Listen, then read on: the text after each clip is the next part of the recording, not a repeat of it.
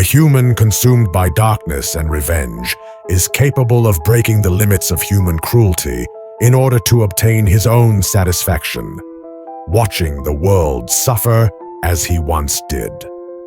This satisfaction is not simple pleasure. It is a terrifying form of psychological alchemy, where one person's trauma is transmuted into a universal sentence. The world must feel what I have felt. This is the prime directive of the cruelty switch once it has been flipped by profound suffering. This transformation, this dark baptism by pain, is not an anomaly. It is the awakening of a mechanism buried deep in our evolutionary hardware, designed for a world where justice was a concept that did not exist. For most, this switch remains dormant, kept in check by social contracts and the hope for resolution. But when that hope is extinguished, when the system fails, when the apology never comes, when the pain is left to fester, the rotting begins. The mind, in a desperate act of self-preservation, rewrites its own code. It ceases to be a passive receiver of pain and becomes an active agent of it. And it is here that the most terrifying secret of the human psyche is discovered. The act of inflicting pain upon those who have wronged you provides a neurochemical release. It's a surge of dopamine and adrenaline that mimics the feeling of power, of control, of purpose. It's a poison that tastes like a cure. The brain is not just seeking balance, it's chasing a high. This poison, this cure, is not an emotion. It is a mechanism, a weapon forged in the oldest, most primal parts of the mind. Its trigger is humiliation. Its fuel is memory. To understand the weapon, one must first understand its architecture, the neural pathways where pain is transformed into pleasure and a victim is reforged into a predator. But this reforging is not the only path. The weapon of cruelty comes in two essential forms. There is the weapon that is meticulously forged in the fires of trauma, and there is the one that was simply born flawed. The one whose internal architecture was never built to code, whose blueprints were drawn with a fundamental error. In these minds, the cruelty switch is not a switch at all. It is the default state, a baseline of cold, detached utility, a void where empathy was meant to be. This is the architecture of the psychopath. And perhaps no one in recent history has embodied this chilling vacancy more than the contract killer known as Richard Kuklinski. By his own admission, he murdered over 100 people. He was a husband and a loving father, a perfect facade of suburban normality. But behind the mask, there was nothing. When asked if he felt remorse for taking a life, his response was simple: no. For Kuklinski, killing wasn't an act of passion. It was a business transaction, a solution to a problem. He spoke of murder with the same emotional detachment a mechanic would use to describe changing a tire. Studies on individuals like him show diminished activity in the prefrontal cortex, our moral compass. Their amygdala, the hub of emotion, is undersized and underreactive. They do not feel fear as we do, and more importantly, they cannot process it in others. You cannot empathize with an emotion you are incapable of feeling. A person's terror was not a signal to stop. It was merely data. His cruelty switch wasn't flipped by trauma. It was permanently fixed in the on position because the off mechanism was never installed. He was a predator by design. And so, Kuklinski represents one pole of human cruelty, the one born from a biological vacuum, the cruelty of absolute indifference. But if this is the cruelty that is born, there exists another, more tragic pole, the cruelty that is made. It is the switch that is not broken by nature, but systematically shattered by design. A process not of flawed genetics, but of meticulous, soul-crushing indoctrination. There is no more potent example than the phenomenon of the child soldier. A child is not born a killer. They are sculpted into one.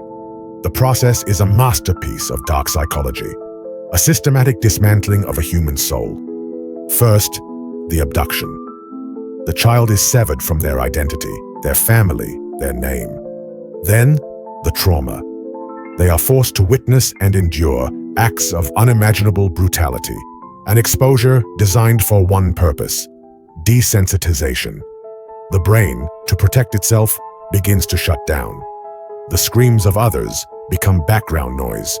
Finally, comes the point of no return. The child is forced to commit an atrocity. This act serves a diabolical function. It severs any path back to their old life and forces them to identify with their aggressor. To cope, the child's mind adopts the world view of their captors. They are no longer a victim. They are a soldier, someone with power. Their cruelty switch has been forcibly flipped. Unlike the psychopath who feels nothing, the child soldier's cruelty is born from a maelstrom of terror and shame. Their violence is a language they were forced to learn. They inflict pain to prove they are no longer the one who feels it. This is the second architecture of cruelty. Not the mind designed with a flaw, but the one deliberately demolished and rebuilt into a weapon. One is the cold predator, born of a glitch in the code. The other is the screaming ghost, born of a system designed to break souls.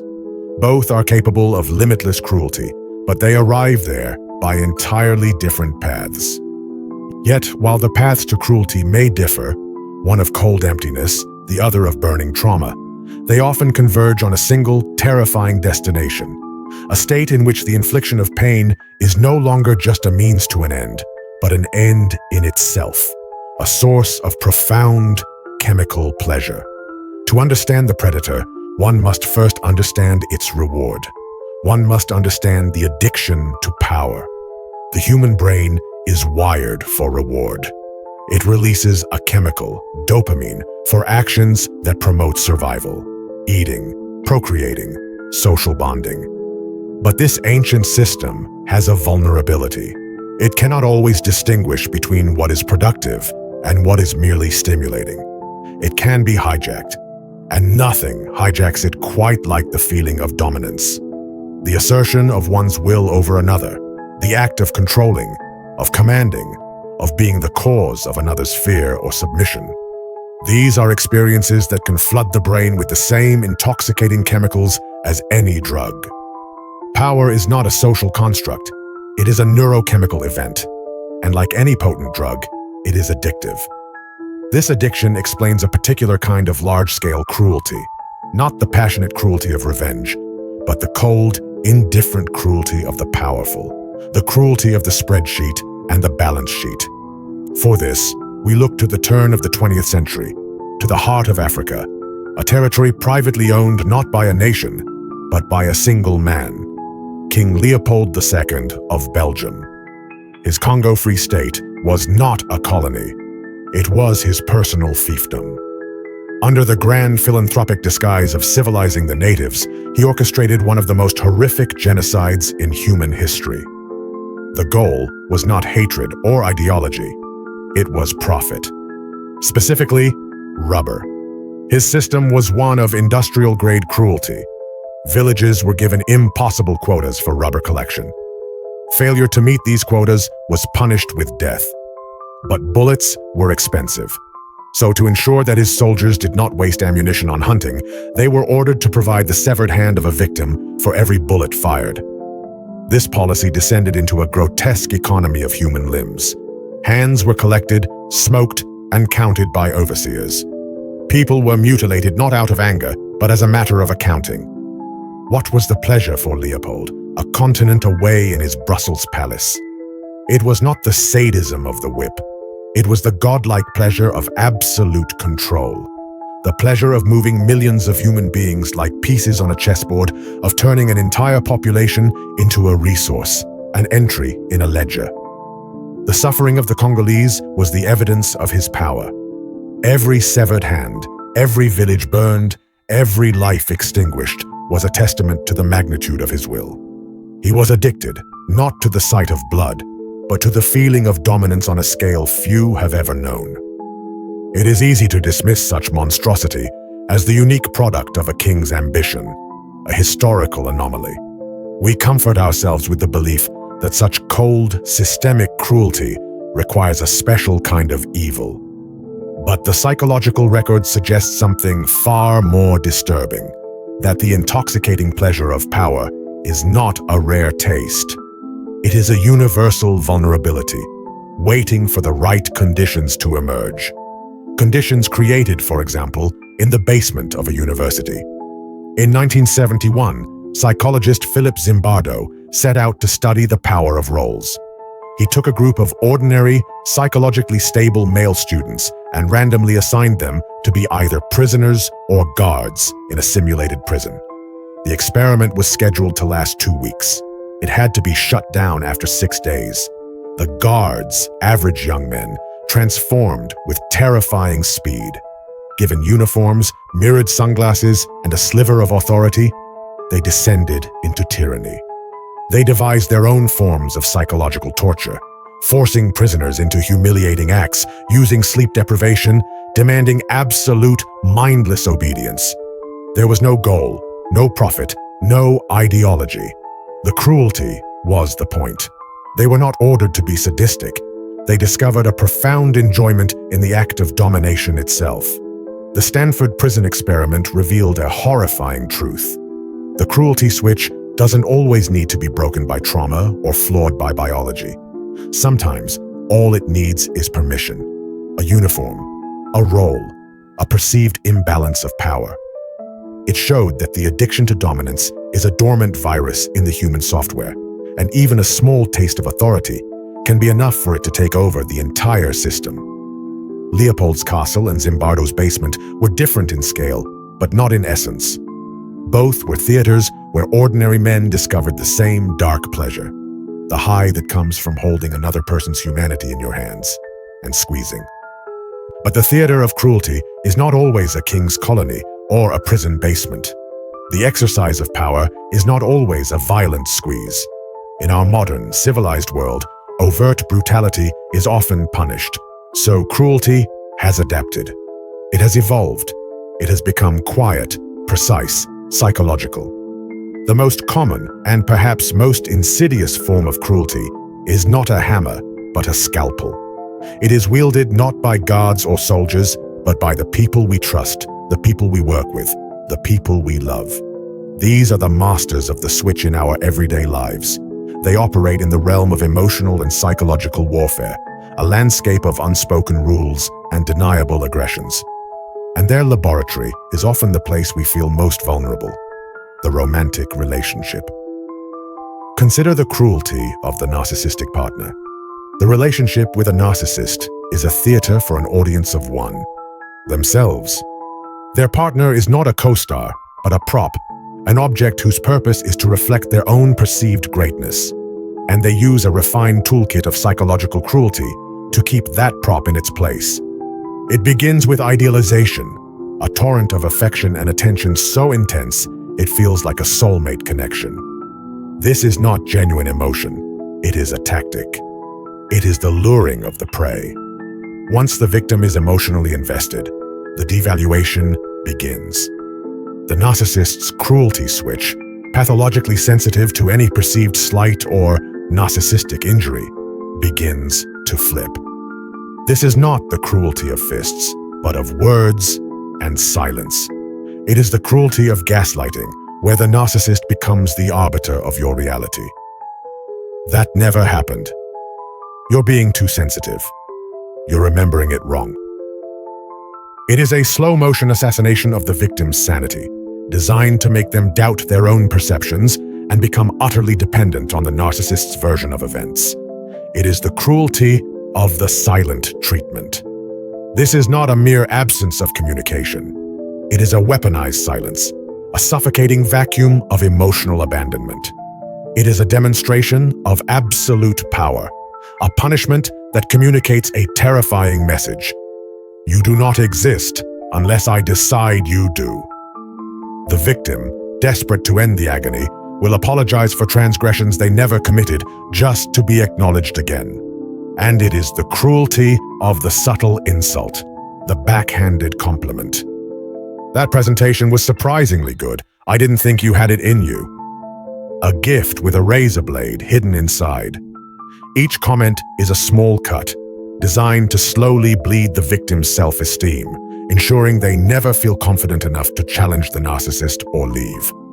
For the narcissist, this constant, low-grade cruelty is not an unfortunate byproduct of their personality. It is the maintenance system. It is the tool they use to manage their own fragile ego by ensuring the person closest to them feels perpetually off balance, inadequate, and utterly under their control. This intimate, emotional cruelty is designed to prop up a fragile self. But there is another kind of everyday master, one whose cruelty is not defensive, but purely offensive, one who does not need to be injured to attack. This is the predator in the corporate jungle, the professional who wields cruelty with the cold, detached precision of a master strategist, the corporate psychopath. In the sterile, fluorescent-lit world of the modern office, overt aggression is a career-ending move. Here, the cruelty switch is flipped silently, and the violence is enacted through emails, meetings, and hallway conversations. The corporate psychopath thrives in this environment. On the surface, they are charming, charismatic, and competent. But underneath, they operate with the same lack of empathy as a Richard Kuklinski. Only their chosen weapon is information and social dynamics. Their cruelty is a strategy for advancement. It is the strategic sabotage of a rival before a major project, forgetting to share a crucial piece of data, ensuring the other person fails while they appear blameless. It is the reputation assassination conducted over coffee, spreading subtle doubts about a colleague's stability or competence. I'm worried about John. He seems a bit overwhelmed lately, don't you think? It is the masterful theft of credit, where they position themselves as the face of a successful team project, while simultaneously creating a network of blame to deflect any failures onto others. They see their co-workers not as human beings, but as pawns on a chessboard. They feel no guilt in sacrificing a pawn to advance their position. Unlike the narcissist, who is driven by an insatiable need for admiration, the corporate psychopath is driven by a simple desire for power, money, and stimulation. They create chaos because it is effective, and because a world of stressed, paranoid colleagues is a world that is easier to manipulate. These two figures, the narcissist and the corporate psychopath, are the modern face of cruelty. They show that the switch does not need a war or a prison to be activated. It can be flipped by a wounded ego in a quiet bedroom, or by cold ambition in a glass-walled boardroom. They are the proof that the most dangerous predators are often the ones who walk among us, unseen, wielding weapons we cannot even see. So we see them. The predator in the boardroom, the tyrant in the bedroom. We have seen the king on his throne of bones and the child remade into a monster. We have seen the cold emptiness of the mind, born without a conscience, and the raging fire of the soul, broken by trauma. We have seen the ordinary man transformed by a uniform. They seem so different, these faces of cruelty. A gallery of monsters, distinct and separate. But this is the final, most uncomfortable illusion. Because what these stories show us is not the existence of different kinds of monsters, but the many different keys that can unlock the same dark room inside the human psyche. The architecture is the same. The weapon is the same. The switch is the same. Whether it is flipped by a glitch in the brain's wiring, by the systematic pressure of trauma, by the intoxicating taste of power, or by the quiet whisper of a wounded ego, the mechanism is universal. It is the human capacity to suspend empathy, the ability to downgrade another person from a fellow being into an object, an obstacle, a tool. The psychopath, the child soldier, the king, the prison guard, the narcissist, the corporate manipulator, they are not aberrations. They are case studies. They are extreme examples of a potential that lies dormant within the human condition itself. They are the echo in the mirror. And that is the final, chilling truth. The study of dark psychology is not about learning to spot the monster in the crowd. It is about understanding the architecture of the monster within. It is the recognition that the capacity for cruelty is not an evil that we can vanquish from the world. It is a fundamental part of our own software, a primal protocol that can be activated under the right or the wrong circumstances. The question is not whether the switch exists. The question is, what would it take to flip yours? Where is your breaking point? What injustice, what trauma, what taste of power would it take for your desire for justice to rot and for you to discover the pleasure in its place? The line between victim and predator is not a wall of stone. It is a thread of circumstance, a whisper of justification, a single, flipped switch.